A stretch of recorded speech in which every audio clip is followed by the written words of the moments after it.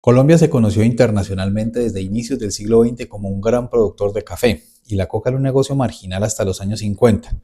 Existían pequeñas organizaciones pero dedicadas al contrabando del tabaco, licores o electrodomésticos hacia el interior del país. Estos grupos vieron en el aumento de la demanda de cannabis en Estados Unidos durante los 60 una gran oportunidad, y ya que el cáñamo había sido introducido a Colombia durante el gobierno de Mariano Espina Pérez como parte del impulso a la industria textil, pues aprovecharon el negocio.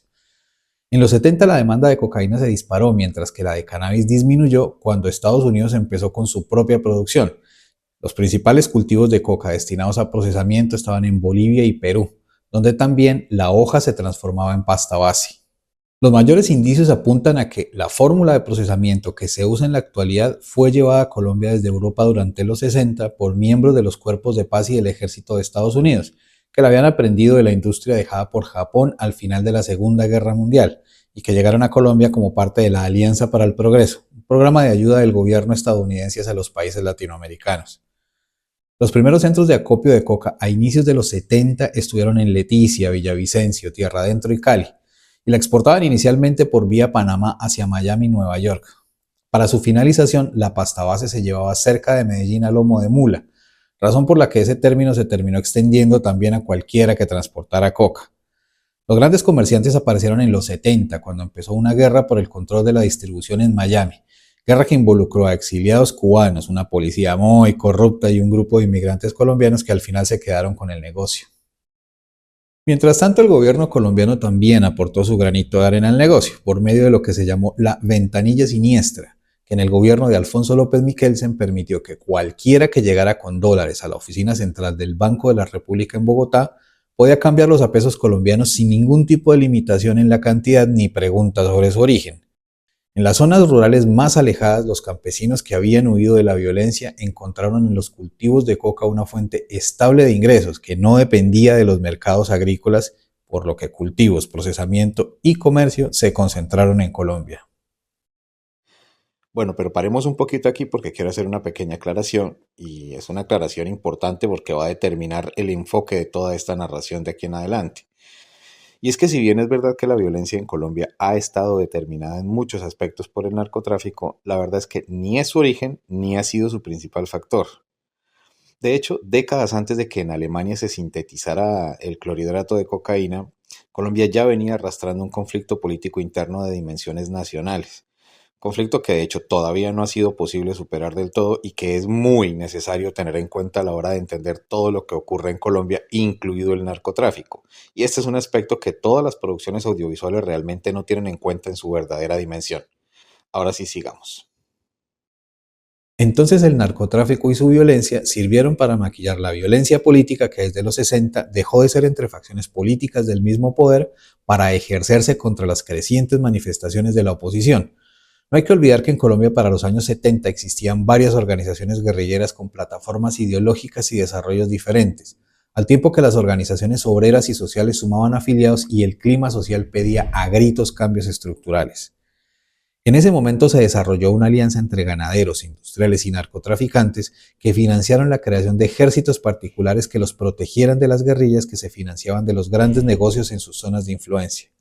Pero una vez estos grupos fueron creados y armados, pasaron a ser los protegidos de las fuerzas del Estado, convirtiéndose en la nueva expresión del viejo paramilitarismo conservador, cuyo accionar no fue defensivo, sino que avanzó para ampliar su control territorial y político, desplazando y presionando a poblaciones enteras hasta el punto de haber elegido a más del 30% del Congreso y patrocinando candidatos en los cargos de elección popular desde los más chicos hasta la misma presidencia. Entonces, mientras el Estado colombiano públicamente decía haberle declarado la guerra al narcotráfico, muchos actores políticos dentro y fuera de él se ensañaron contra cualquiera que pusiera en peligro el imperio que habían construido. Y detrás de la violencia de los narcos desataron una verdadera cacería contra el movimiento político que estaba reuniendo a la mayoría de sectores alternativos de Colombia y que en las elecciones de 1986 se convirtió en una posibilidad de disputar poderes locales y en perspectiva posiblemente la presidencia. Entonces, mientras el país y el mundo estaban aterrorizados con la guerra entre los carteles, más de 6.000 miembros de la Unión Patriótica fueron asesinados o desaparecidos. De otro lado, una historia que se repite en las series como verdad histórica es la cercanía de Escobar con la guerrilla del M-19. Pero es bueno recordar que esa guerrilla en 1981 secuestró a Marta Nieves Ochoa, hija del patriarca Fabio Ochoa, y días después intentó secuestrar a Carlos Leder, ambos del cartel de Medellín, lo que llevó a que en diciembre de ese año, con dinero de los narcos y el apoyo de militares, policías y, según algunas fuentes, incluso participación de la CIA, se creara el MAS como germen de ese nuevo esquema paramilitar, que en los años siguientes asesinó de forma sistemática a militantes de izquierda, a quienes señalaba de colaboradores de la guerrilla, expresión que todavía se usa, pero también a periodistas, jueces y cualquiera que resultara incómodo a los intereses de sus creadores. Hay relatos que acercan a algunos comandantes del EMI al cartel de Medellín, que realmente era mucho más proclive a la ultraderecha y el fascismo ultracatólico franquista, e incluso, como en el caso de Leder, al nazismo declarado. Escobar sí había manifestado acuerdo con una perspectiva del comandante Jaime Bateman sobre la desigualdad y la pobreza en Colombia, pero Bateman murió en 1982, poco después del episodio de Marta Ochoa. Y aunque hay testimonios que ubican al comandante Iván Marino Ospina cerca de Escobar antes de la toma del palacio, las investigaciones serias hechas hasta el momento no han podido establecer una relación directa del cartel en la toma. Por lo pronto, lo que hay sobre eso son testimonios de actores del narcotráfico con intereses políticos. Aunque el M-19, igual que cualquier movimiento con perspectiva soberanista, considera la extradición como un acto de sujeción a un país extranjero y por lo tanto no estaba de acuerdo con ella. Para las fatídicas elecciones de 1990, narcotráfico, paramilitarismo y política eran uno solo en muchas regiones. El cartel de Medellín asesinó al candidato presidencial Luis Carlos Galán en agosto de 1989, quien había declarado que la extradición era la única forma de garantizar que los narcos no incidieran en la justicia colombiana. Pero 3 años antes, el también candidato por la Unión Patriótica Jaime Pardo Leal había sido asesinado y en el 90, en un lapso de menos de 2 meses, su sucesor, Bernardo Jaramillo Osa, y el también candidato por el M-19 Carlos Pizarro, que ya había firmado un acuerdo de paz, también fueron asesinados. Entonces, uno de los errores en que más fácil han caído las series es mostrar lisa y llanamente al narcotráfico como el único responsable de todo. Y aunque, como ya vimos, para ese momento había una mezcla de narcos, paramilitares, políticos y gremios económicos, lo cierto es que en las muertes de Pardo Leal, Pizarro y Jaramillo hubo participación principalmente de los miembros de las fuerzas del Estado que funcionaban como una especie de contralores ideológicos en Colombia. En el 88, la oficina de Envigado, estructura perteneciente al cartel de Medellín, había secuestrado a uno de los hombres de confianza de Elmer Herrera, del cartel de Cali. Y aunque se pagó el rescate, igual fue asesinado, lo que generó la reacción de Herrera, quien detonó un carrobomba en el edificio Mónaco de Medellín, donde vivía Pablo Escobar con su familia. Y aunque este no estaba, su familia salió afectada y 3 transeúntes murieron. Ese sería el primer carrobomba de muchos que se detonaron en Colombia durante los años siguientes. En ese momento, Escobar ya tenía un enorme apoyo en los barrios más carenciados de Medellín, a donde llevó la atención e inversión que nunca antes habían recibido. Gracias a lo cual, de esa juventud leal, carenciada y dispuesta a todo por dinero, salieron sus incondicionales sicarios, que empezaban a matar siendo muy niños. Mayoritariamente sin haber llegado siquiera a cumplir la mayoría de edad, también terminaban asesinados cuando el horror de lo que habían vivido a su corta edad los volvía incontrolables o simplemente para que no hablaran. El cartel de Medellín aparecía ante la opinión pública como los extraditables, con lo que quedaba claro cuál era el principal punto de disputa con el gobierno. Entre tanto, la violencia de todos los actores implicados llegó a niveles demenciales.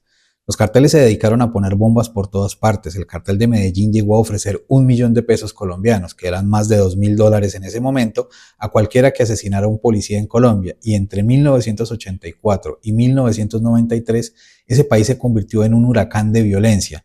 Y decir que fue una guerra entre carteles sería poco, ya que la cantidad de víctimas colaterales superó por cientos o miles a lo que podrían llamarse como blancos legítimos en cualquier guerra. Por ejemplo, el 6 de diciembre de 1989, un bus cargado con media tonelada de dinamita tenía como objetivo matar al director del DAS, Miguel Maza Márquez, que se encontraba en su oficina del piso 9. El resultado fueron más de 500 heridos y 60 personas muertas, dentro de las que no se encontraba Maza, que salió perfectamente ileso de ese atentado, que además ya era el segundo en su contra. En el primero ya habían matado a 5 transeúntes más con otra bomba. Y 10 días antes de la bomba del DAS, el vuelo 203 de Avianca que iba hacia Cali, unos minutos luego de despegar de Bogotá, explotó en el aire por una bomba que mató a las 107 personas que iban ahí. El objetivo era César Gaviria, candidato presidencial que tomó el lugar de Luis Carlos Galán, pero que nunca se subió a ese avión. Entonces no hay video que alcance a narrar los horrores que dejó esa época que hoy tiende a representarse de esa manera como tan deportiva. La guerra de los carteles entre 1983 y 1994 dejó 46.612 muertos. Medellín llegó a ser la ciudad más violenta del mundo. Cuando el promedio mundial de homicidios por cada 100.000 habitantes es de 7, en 1991 en Medellín ese promedio llegó a 388. A Escobar lo mataron en 1993. En las versiones oficiales lo delató una llamada que le hizo a su hijo, con lo que el bloque de búsqueda de la policía lo ubicó, lo persiguió y en un intercambio de disparos cayó muerto. Pero las realidades históricas son más complejas y a esta altura ya hay varios indicios de que quien realmente le disparó fue Rodolfo Murillo Bejarano, como parte de la alianza que estableció el Estado colombiano con miembros del grupo paramilitar llamado Los Pepes, formado por ex socios de Escobar, donde también participó la DEA y que fue financiado por el Cartel de Cali. Es decir, que la muerte de Escobar realmente no sería una victoria de la institucionalidad contra el crimen, sino una muerte más entre bandas. Algunos años después detuvieron a los Rodríguez Orejuela del Cartel de Cali y los extraditaron.